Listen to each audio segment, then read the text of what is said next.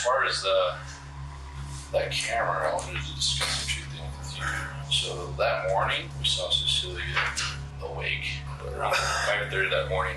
She leaves, you kind of follow her out, but almost 5 minutes later, you come back in. This is 57-year-old Jerry J., who had no idea that the aftermath of his brutal crime was captured on his home camera. It was a crime so cruel and uncalled for that it caused him to flee and go on a multi-state crime spree, all while his wife's family desperately looked for her. But the most shocking part of all wouldn't be the hours of surveillance footage, the lengths he went to try and escape, or his callous interrogation with police. It would be the fact that this wasn't his first time doing it, and that he was willing to do or say anything in order to avoid facing the consequences. Do you think would be putting this on your family? Behind me. Who's next to me behind me? This is called black magic. These are for real. It's black magic. Skinwalkers can run 600 miles in less than 30 minutes. Wow. They're quick and fast. Trust me. I'm going to be dead within 3 months. Trust me. They really are listening up. Cecilia Finona, or Cece, as her friends and community knew her, was an absolute force to be reckoned with.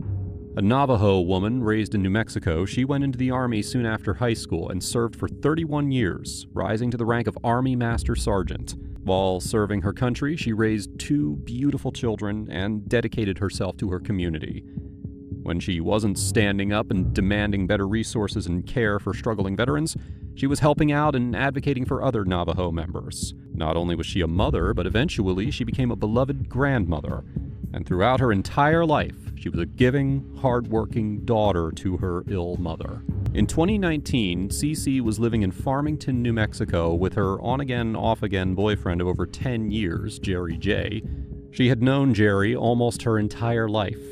A smooth talker, it's likely that she had no idea what he was capable of, or what he had done in the several years when she was stationed on the other side of the country. While she was serving her country, Jerry was home in Arizona, sinking his claws into an innocent woman and destroying an entire community with his selfishness. It was the man who had promised to protect her, the man who had said he was willing to do anything to get her back. Instead, he made sure that no one could ever love her again. Jerry was immediately taken into custody, but unfortunately, law enforcement didn't adhere to his Miranda rights when he asked for a lawyer. When Cecilia suddenly disappeared after a fight with Jerry, her ill mother contacted relatives.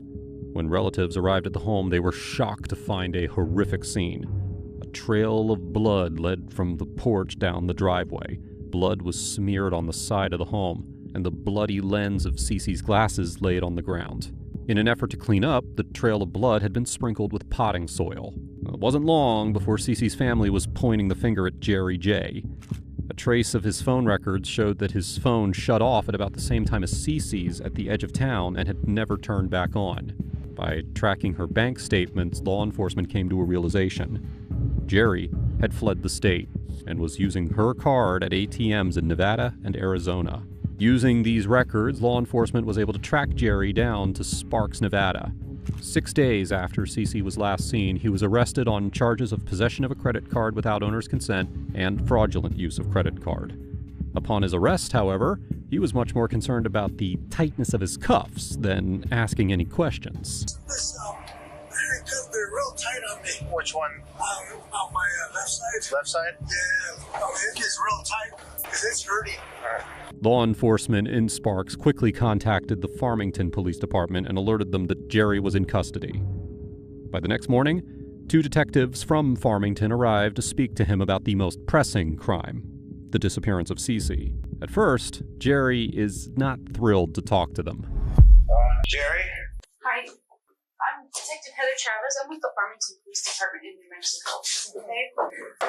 So I wanted to visit with you just a little bit tonight, but prior to doing that, I do have to read you your rights, okay? So you do have the right to remain silent. You do not want to speak to me at all. Well, if you got something to say to me. Well, let me finish reading you your rights, and then I'll let you know what I want to talk about. And then at that point, if you do not want to speak with me, then please just let me know. So, the reason that I'm here, sir, I actually don't want to speak to you about anything that happened today. Nothing of that. What I do want to talk about is Cecilia's family. They reported her as missing. So basically, we're just trying to figure out where she is, and I'm just wondering if you're able to help us, maybe point me in the right direction. Do you know any of her friends or other people that I could speak to? I don't know. Okay. So there's nothing that you're able to provide me to help me find her? No, sir. No, ma'am. Do you want to continue to speak with me? Might as well. Okay. How long have y'all dated? How well do you know her? I've known her since we were kids. Oh, okay. All right. Since 1972. Since we're 11 years old. That's a little bit of time, huh? Okay. So you've known her for a long period of time, but have you always been in contact? I guess I'm just trying to gain how well you know her. Like I said, I've known her since in the 5th grade. We dated in high school. We went our separate ways, but we kept in contact without anyone knowing. Oh, okay. We were just friends then, because we were both married at the same time. I understand. Jerry has shown the detectives a lot in just 3 minutes. For starters, he pleaded the 5th the instant they said they were from Farmington. Now, pleading the 5th in itself isn't suspicious, but the fact that he doesn't even ask what they're questioning him about is. He doesn't have to ask because he knows exactly what this is about. However, later in this interview, he will tell the police that he didn't know Cece was missing until they informed him. You're about to watch as Jerry desperately tries to assert his dominance and control the narrative. Unfortunately for him, the detectives know exactly how to play to his ego by sitting back and letting him dig himself a hole. Oh, before I say anything, can I see your identification? Absolutely. I forgot to ask first. Absolutely. Trust me, I know exactly how you feel. Can you see? I can't see you because I don't have my glasses with me. No, but I mean, That's fine. You can pick it up and look at it if you want. I was just going to take this out so you could actually see it because the plastic makes it pretty difficult. After 10 years, you don't know who any of her friends are. No, she keeps it private away from me. Is there a reason that she's a... I mean... I don't know, it's just kind of my instinct, I think. Maybe it's just something going on, but I don't know. I think she was seeing somebody else too. But kind of knew something was going on for the past 2 years. Okay. But I know she wasn't telling me the truth. Oh. Because, I mean, obviously, they're very worried. They're very upset and they're afraid because they've not heard from her. Yeah. So, do you know anything about her as far as, like, medical issues, anything like that? Because they're just, at this point, they're just worried that she's okay. Is it possible that she could have gone on one of her little journeys or whatever it is, and then maybe she's now sick or hurt? I know sometimes she gets all upset with herself. Sometimes she just wants to be alone. Okay. Upset how? Well, it's because the way she's told me, she's been in the military almost all her life from high school. Okay. You know us Native Americans and our religious rights. Yes, sir. We're not supposed to touch the dead. Correct. Those has been haunting her all to this day. And so she still gets those dead people. You can always talk to a medicine man or whoever, they'll tell you the same way. She still sees all these dead soldiers that she's still see. In our religious right, you're not supposed to touch dead people. Because if you do, it comes back on you and you'll see all these dead people coming at you. Because I know sometimes she says that they talk to her. She gets scared. Jerry has gone from pleading the 5th to talking a million miles an hour. It's just like recently, you know about skinwalkers, right? They're no good. Nope, not at all. They came after me 2 weeks, what was it? Not even a month ago. They used my dad's. See, when my dad passed away 5 years ago, I forgot to put his denture away. I forgot all this time I was working. I kept it inside my storage unit a month ago. Somebody called me in early in the morning, called my name. I woke up and I told Cecilia, "Hey, did you call me?" She goes, "No." I looked around. So I got up, went to work, and I heard a whistle blown right through my ear. That should have snapped. That they were playing with my mind again. That's what do you call? You're not going to understand what we go through this call. This is called black magic. These are for real. It's black magic. Skinwalkers can run 600 miles in less than 30 minutes. Wow. They're quick and fast. They're called shift changers. I'll have to look it up. You're right. Human beings can come into animals just like that, quick. They can walk as a skinwalker, 6-7 feet tall, and back to a normal human being. Like they're walking. No good people. She understands. I'm sure you've never seen them, but you heard about them. I've hung out on the reservation a lot, and I've seen some things I can't explain. I don't know. I'll tell you this: when they were having her ceremonial done, when she first came back, it was like around 1 o'clock. I was sitting by the door. All her relatives, her mom, were all in here. Medicine man was sitting just right down, and I looked this way. I saw a skinwalker walk right by the window. With his whole, You're giving me chills when you say that. trust me, man, a wolf's head, nose sticking out, walking like that on 2 feet. And that person went across. Our next door neighbor, Willie Brown, attacked them. Oh, man. So he had to call his brother to get it fixed. That skinwalker terrorized them real bad. So can I ask you a question on the skinwalkers? When was the last time that you saw one? Last time I saw one was 2012. Oh, okay. That's when I was telling you about the ceremony. That's the Okay. first time I ever saw one. But I didn't see the face because they say if you see one, Yeah.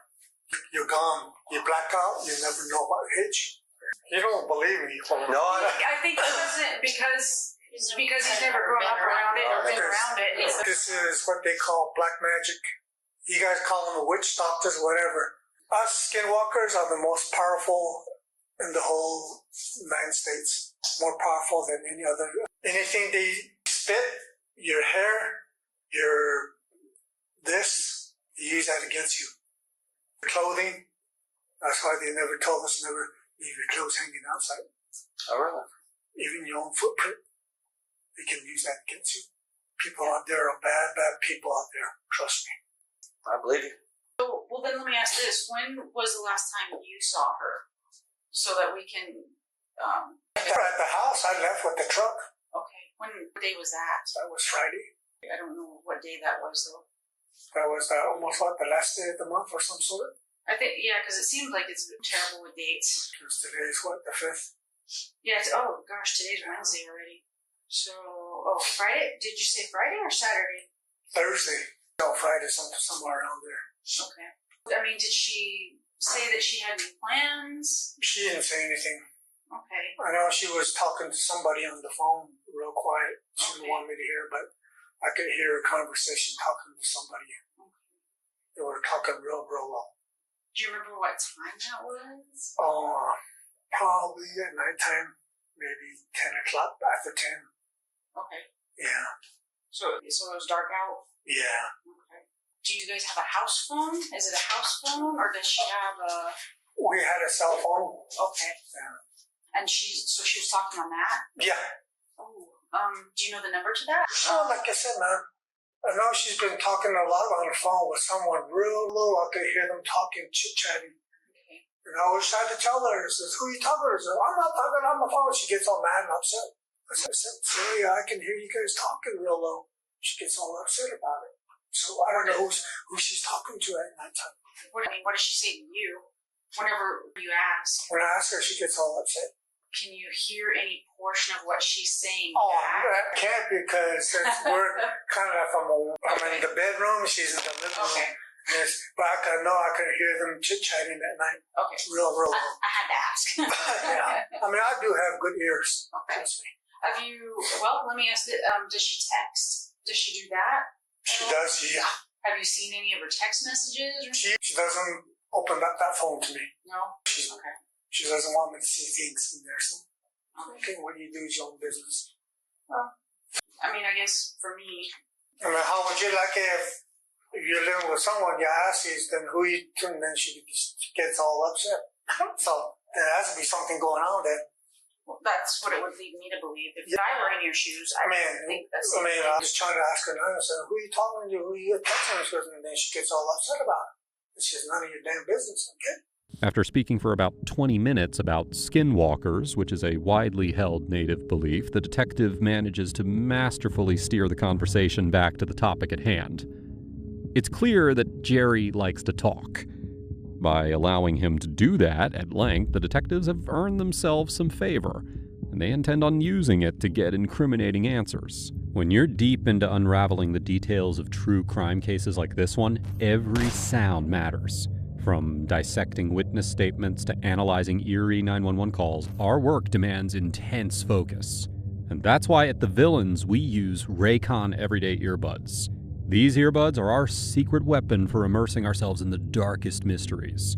With active noise isolation, we can block out distractions and dive deep into our research, ensuring that we catch every crucial detail. Whether we're scripting, editing, or listening to interviews, the premium sound quality keeps everything crisp and clear. And let's talk about battery life. 32 hours of playtime means that we can go all day uncovering the truth without worrying about charging. Even if we forget, Raycon's quick charge gives us 90 minutes of battery in just 10 minutes. Another game changer? Multi-point connectivity. We can seamlessly switch between our laptops and phones without missing a beat. Perfect for toggling between audio files and reference material. Plus, they fit like a dream. With optimized gel tips, they are so comfortable that we forget we're even wearing them. And the best part? Raycon gives you all of these high-end features for half the price of other premium brands. If you're ready to level up your listening experience, head on over to buyraycon.com/villains and get 20% off the everyday earbuds. Click the link in the description. Your ears will thank you. A little bit of a topic change. So you came out to Nevada. Were you guys supposed to have a vacation together, or I mean? No, so that's when I'm out. She just gave me the credit card. So I mean, this was just like a weekend trip. Well, actually, weekend. It's in the middle of the week, right? Yeah, it's in the middle of the week. Yeah, she just gave me the credit card. And that was about it. And I'm sorry, what day was that? What day did she give you the credit card? Friday. Okay. All right. Yeah. Okay. Did she say anything? Did you tell her anything before you I left? told her I'll be back. Okay. And that was it. I left. Like I said, you've described her frame of mind. I'm just trying to... She's just, like I said, ma'am, she's kind of like private. I don't know. She used to talk about nose and everything got changed. She's kind of like keeping a lot of stuff to herself. When did that start? Well, I'll say about over a year now. She's been doing that. But I don't say anything. You know, what she does is her business. That Cecilia was reported missing. Until now. You didn't know? Huh. So none of her family tried to call you, or? I don't even have my phone. Oh, okay. I left it at the house. Oh, your phone is at the Yeah. house? Oh, okay. You came out with no phone? I can't survive. I've got two. I can't survive without mine. I don't even care for a phone. I'm not judging. Yeah. I'm just saying. I really don't get no phone calls from anybody. But I told her I was going to come back. Okay. I just made my heart skip a beat. I don't think I could travel without a phone. I've done without a phone for a long time, all my life.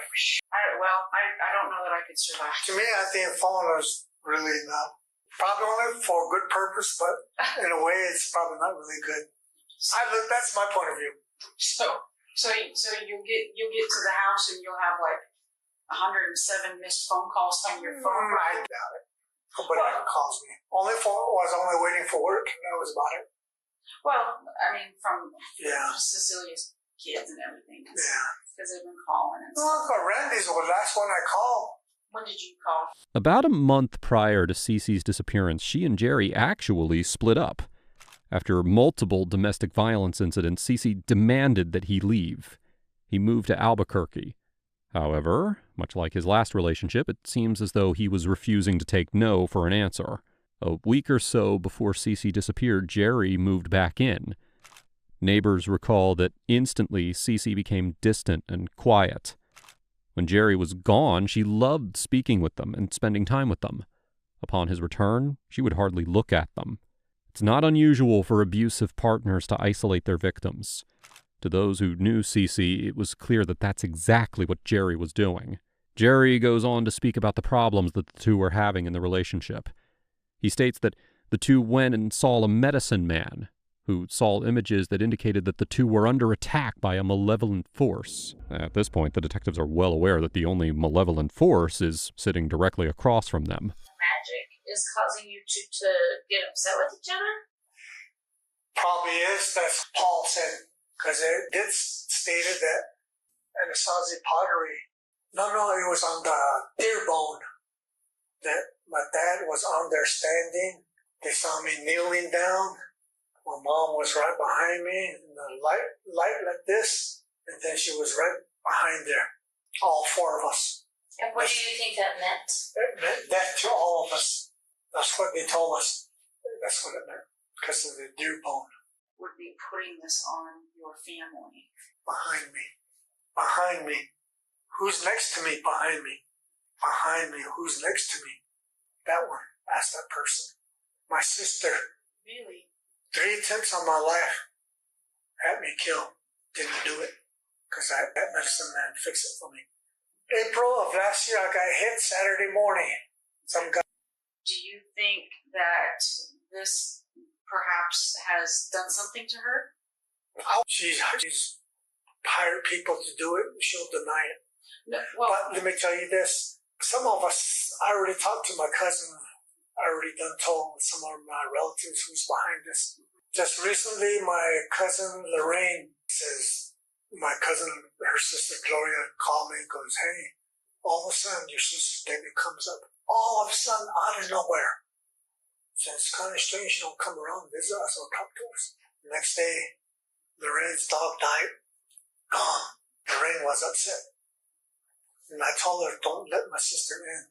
Because what they do, they put some kind of tape underneath so they can pick up your particle hairpiece. And they use that to go against you. And they can take you out. do you think that your sister could be behind the reason that we can't get a hold of Cecilia? I wouldn't be surprised. Because me, Cecilia, who else do you know about it? Jerry is willing to blame skinwalkers and his sister before he'll admit that he has anything to do with Cece's disappearance to police. During the interrogation, it truly seems like Jerry believes the words that are coming out of his mouth. However, when he goes back to his cell, he tells his cellmate an entirely different story. On June 25th, Jerry's cellmate speaks to his girlfriend outside of prison and has her set up a meeting for him with the detectives. He spoke with them 4 days prior, but he refused to disclose any information. But now, after doing more digging, he's ready. So I guess I can start from the beginning. He, from the moment he came in the room, he told me that he had killed her. And he didn't tell me how initially, but he said, he's got it taken care of. And through the days, and especially after I left you the first time, I didn't have all of the information. And he just spilled his guts to me. And it's kind of sad. I got a lot of information, though. How she was killed, what he did with the body, where he traveled to. Just tell me whatever order you want to. Okay. Where you want. So I'll start at the beginning. I'll tell you, this is exactly what he told me. Okay. Exactly. He said that back in December, so her name is Cecilia. He drives a white Ford pickup. He said that back in December they started having problems because he was sure that she was cheating on him.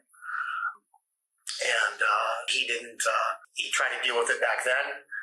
She kept denying it.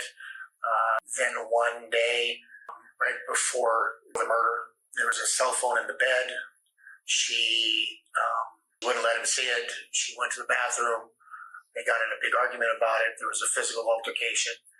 And then he actually picked up a axe and hit her in the back of the head with the axe. And I made to get some information when he told me that, like, damn, you cut her head off? And he said, no, he hit her with the blunt side of the axe. And she died. He then put her in his truck. I don't know what he wrapped her in or anything like that, but put her in his truck and took off. And he drove directly to Las Vegas. On the drive to Las Vegas, he took her cell phone, took the SIM card out and cut it, he said. took her cell phone and broke it, threw it out the window. I'm not sure if he did that to his own, but he did with hers. The bloody clothing and the murder weapon, I guess. As he was down the road, he got rid of it, stuffed it through the window. He didn't get rid of everything, though, for whatever reason. And these are his words exactly. He drove to Las Vegas. He was going to post up at the Tropicana. He drove into the Tropicana parking lot, parked, and too many security. He still had the body in the back. Drove all the way from New Mexico, I guess, to Las Vegas because there were too many. And he said he got there. He drove directly. I think he said he got there on a Friday, I want to say. So he couldn't stay there. He didn't feel comfortable. He ended up driving down the strip, just down the street from the Tropicana, went to a smaller motel, and parked the truck there. I don't know if he checked in. But he was pretty clear on the Tropicana thing. He said that he had parked and security had driven around and it made him nervous. He gambled in Las Vegas and that evening. And then he got back in his truck and he drove to get rid of the body. He drove all the way to California. And I know so Barstow, I think, is what he said. However, was in the state of California getting ready to get rid of the body, and some cars or trucks came up on him, and he got nervous and didn't do it because he was afraid that they would recognize the truck if the body was found. He hopped back into his vehicle, drove back to Las Vegas, or damn near Las Vegas, and I tried to get more information, but it's kind of hard to ask, of course. And he said when he got near the military base, and I'm assuming it's Nellis, I don't know, but prior to Las Vegas, he said 15 miles outside of Las Vegas, he turned and was going to head up to northern Nevada. And right around Nellis Air Force Base, I'm guessing Nellis. He never said Nellis. He just said military base. There's a couple of them there. Okay, well, I don't know that. Okay. He never said Nellis. He just said the military base on the way north. And he drove off the side of the road, not very far, and dumped the body. Didn't bury the body, dumped it. Like that, law enforcement has the answers that they've been desperate for so long. Everything the cellmate says matches up with what they discovered at the scene of the crime, in the cell phone records, and in the movements of Cece's credit and debit cards. There is no proof or evidence that Cece was having an affair. However, it is not unusual for abusive partners to accuse their partners of infidelity in order to further control them. And, as we know, Jerry is all about control. He said that he caught a murder case years ago in New Mexico. Said that he had his gal from the beginning, not to with him because he's already, don't lie, don't anything like that because he's not afraid, whatever. And he just said that he knew what to do better, if you will. Okay. Yeah. And I don't know where he threw. There is no way that Jerry's cellmate could have known this unless it came directly from Jerry. His crime against Minnie was not highly publicized. In our in-depth research, we found less than 5 articles detailing the crime. Jerry's words indicate that he's proud of the crime that he committed, and even more proud of potentially pulling off this one. Fortunately, he hasn't. On August 9th, 2019, detectives from Farmington once more asked to speak to Jerry. Hello, Jerry? Hey, I'm detective. Some questions about Cecilia. We got information to help us out here. Our main thing is locating Cecilia. Yeah. And I was able to speak with some of her family. Yeah. And they did mention there was relationship issues between you and Cecilia, where somebody was accusing each other of. I'm not sure if she was accusing you or you're accusing her of cheating. Is that Yeah. true? Yeah. Okay, was she accusing you or were you accusing her? I think we're both. Well, I look at it like this. I know she was doing it. I let it go for 2 years. She didn't think that I knew about it. I knew what was going on, but I let it go. Okay. And I wasn't about to get into it with her because I just look at her every day and she thought I was dumb and stupid. And I thought she was going to come out with it one day. She just kind of hit it. I knew what was going on, but to me, I said it's none of my business. Okay. If that's what she wants to do, that's her own business. I'm sure you can probably look it up. You can get the, like I said, the phone number on the AT&T. I'm sure the message and everything, different what they were doing, it'll probably go in that category. I think it's for like 2 years. To me, how long were you in a relationship with this? Since 2005. Okay. About almost 14 years. Okay. Yeah. I know you probably gave Detective Chavez most of the information, but Yes. I'm the case agent on this. Yeah. So I'm trying to figure out. So AT&T. Immediately, Jerry tries to paint Cece as a cheater, just like his cellmate claimed. Though he repeatedly states that he doesn't care and that her behavior is none of his business, the increasing tension in his body and his rising voice betray him. He's angry, and it's showing. By the way, if you're finding this video interesting so far, please make sure to hit the like and subscribe buttons. It really supports the channel. Now let's dive back in. So I was telling you about Randy. Randy showed me some text messages that you had sent him. Yeah. And I wish I had a copy of it. Still, let me bring my big binder in here. Yeah. But the text messages. I can look and see if I have them in my email, but. Is that the one that night? Yes. Yeah. Thursday. I'm the one that texted him because of that. Yeah, And that's why she said that I could do whatever I want and blah, blah, blah. Okay. Yeah. Do you remember what you texted? If I remember, I know she said that I could get anybody I want. I can, have sex and stuff like that. I think that's what it was. Okay. And then I think your mom's crazy and things. I do remember you did say that. Yeah. I do. I think you did. You call him or just text him? I think I called him because I wanted to go. I know he wanted me for him to out there building housing and stuff like that. Okay. So on Thursday, which is May 30th, you had text Randy and said that your mom was accusing you of cheating on him. Yeah. I wish I had that message with me. And it's okay. And then it said, it's like you guys were in an argument, you and Cecilia. Almost every other day, Because you reached out to Randy. You feel comfortable with Randy? Yes, I do. Okay. Yes, I do. What was Randy's response to you? What did he tell you? He was going to say something, but I know her mom cut him off. Okay. Told him just shut up, mind your own business and stuff like that. And Randy said, okay, I don't want to get involved. Okay. I know that. I think that's what he said. In actuality, it was Cece who was accusing Jerry of cheating. The day of the murder, Jerry sent the following text message to Cece's son, Randy. Keep in mind, this is typos and all, and I'm going to try and struggle through this. Quote, "Hey, son. Anyway, your mom is always accusing me of messing around with another woman. I guess her relatives. Me hauling my female friends around, thinking I'm f***ing all the female friends.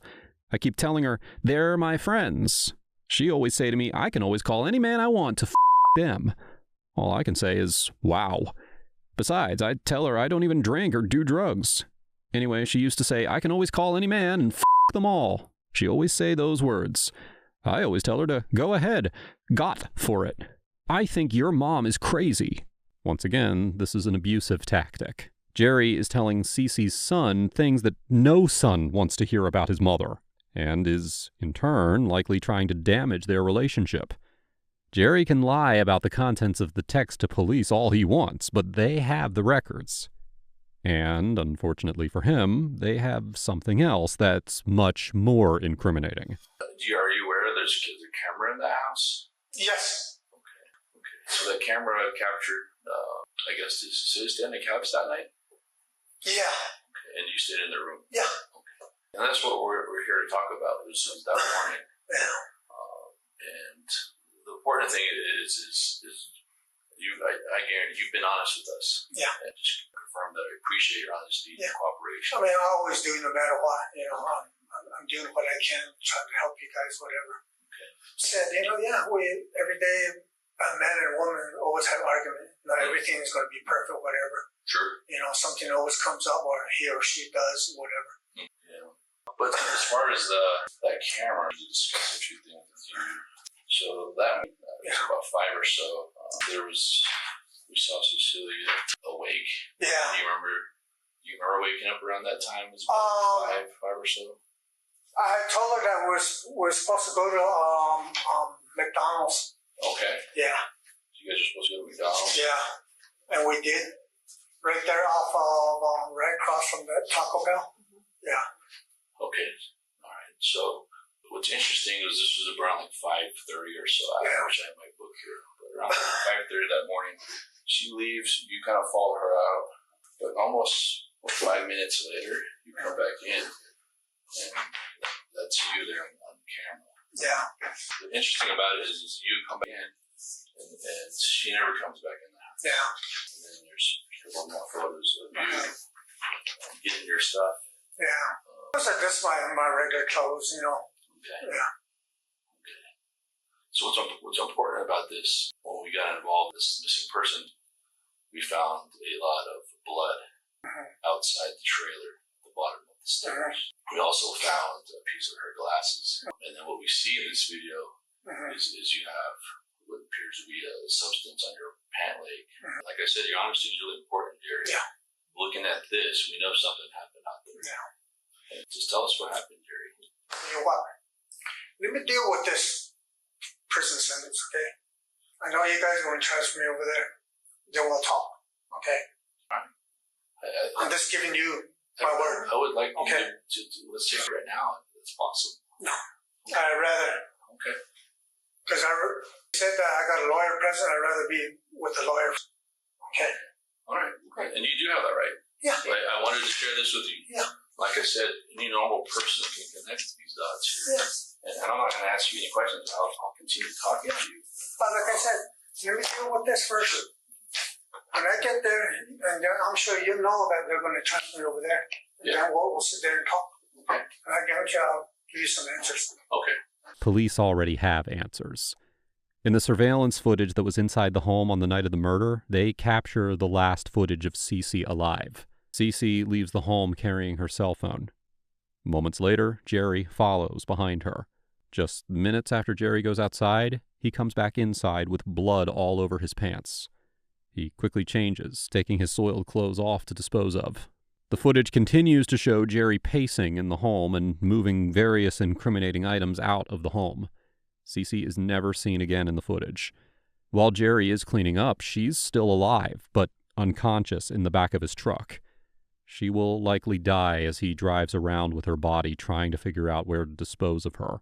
In the interrogation, detectives try one more last-ditch effort to get Jerry to let go of his last piece of control, the knowledge of where Cece's body is.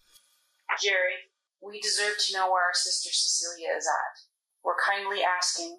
Not knowing has taken a toll on our minds and our hearts. Our niece and nephew don't deserve this. How can one tell their children that their grandmother is nowhere to be found? If you can find it in your heart, please tell us. We're seeking closure for our family. Cecilia took you into her home and helped you in so many ways. Can you find it in your heart to have that same respect for her? May you have mercy on her family. God bless you. The Barber family. So, please think about that for the family. Like I said, let me deal with this. When I come back, I'll make sure that both of you will talk. Okay. I promise you that. Okay. Because I'm not going to go say stuff without a lawyer present too. Okay. Yeah, because we met already. December, after having no luck finding Cece's body, even using his former cellmate's tips, detectives request a meeting with Jerry. At the time, he's still serving his sentence for using Cece's credit cards, and he knows more charges are coming. Hey, Jerry, how are you? Door closed? Okay. Thank you so much. All right. Hi, Jerry. Do you remember me? Yes, ma'am. If we don't remember me, the Marshall County Jail. So last time we talked to you was 4 months ago. It was in August.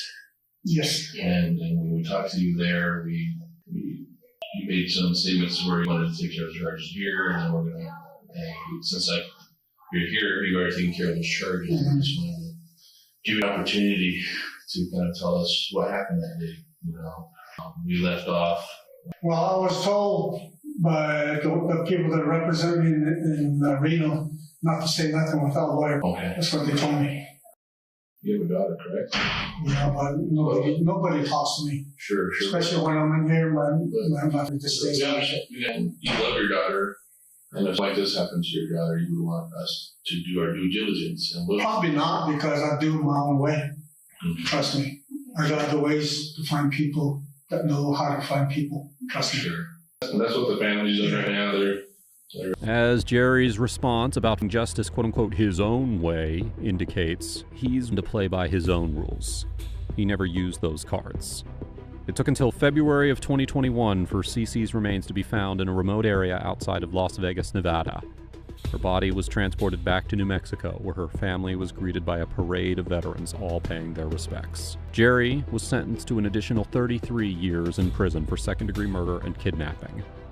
In the wake of Cece's unnecessary death, her family has dedicated themselves to standing up for other missing and murdered Indigenous women. Undoubtedly, it is something that Cece is looking down on with pride. Though she is gone, her legacy, compassion, and kindness live on in her children and all who knew her. Now, if you think this case was horrific, you need to check out my video on the genius detective who tricks a guilty suspect into confession.